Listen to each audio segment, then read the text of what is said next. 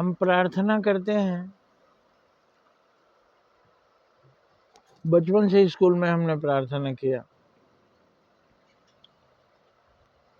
तो प्रार्थना करते हैं और सोचते हैं कि जल्दी ख़त्म हो। जब ख़त्म हो जाता है तो लगता है कि एक काम से छुट्टी मिला।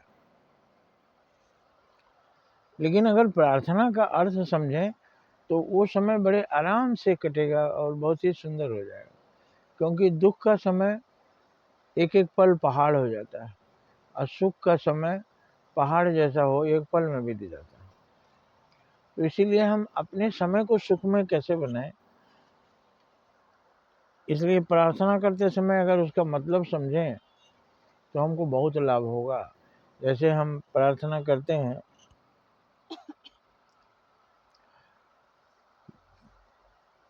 तो वह शक्ति हमें दो दया निधे, कर्तव्य मार्ग पर डट जावे। हम भगवान से क्या कहते हैं? हे दयानिधि, हे भगवान, हमको वह शक्ति दीजिए जिससे हम अपने कर्तव्य के मार्ग पर डटे रहें। अब कर्तव्य दो होता है, कर्तव्य और अकर्तव्य।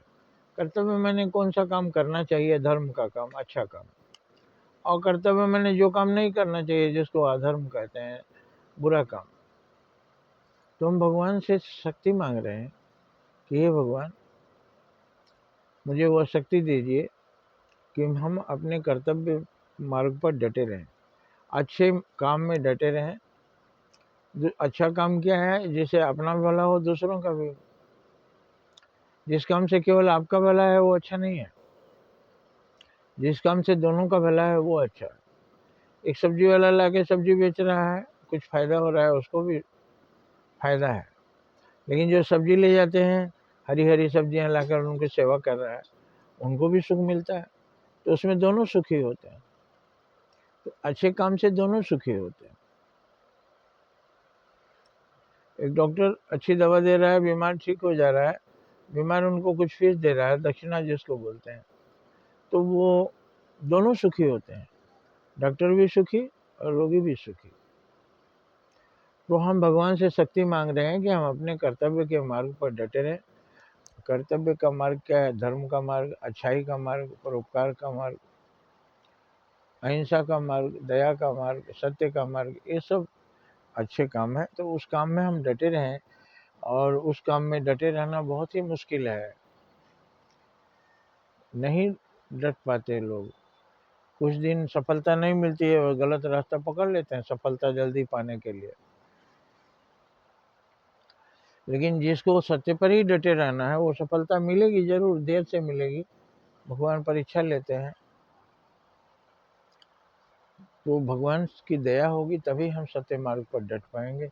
इसलिए भगवान से हम प्रार्थना करते हैं कि वह शक्ति हमें दो दया निधे, कर्तव्य मार्ग पर डट जाओ। अब कर्तव्य मार्ग क्या है? पर सेवा पर उपकार में हम जग जीवन सफल बना जाए। पर सेवा अपर उपकार करते रहेंगे तो हमारा जग जीवन, या संसारिक जीवन, संसार में जो हम पैदा हुआ है, जो कुछ नहीं करते अच्छा काम, वो धरती के बोझ है। और जो कुछ सेवा कर रहे हैं वो धरती के देवता हैं। तो हम क्या काम करें? हमारा कर्तव्य क्या है? पर सेवा पर उपकार। इससे हमारा जग जीवन सफल हो जाएगा। क्यों सफल हो जाएगा? जब हम पर सेवा पर उपकार करेंगे तो हमको मरने के बाद भी लोग याद करेंगे और हम अमर हो जाएंगे। जो अमर होते हैं वो देवता होते हैं। मरने के बाद भी जिनकी अच्छाइयों को लोग याद करें, जिनका नाम लेकर प्रणाम करें, जिनकी पूजा करें, जिनकी आराधना करें, वो स्वर्ग ही तो गए हैं। तो वो मार्ग है जिससे हमारा जीवन सफल हो, पर सेवा पर उपकार।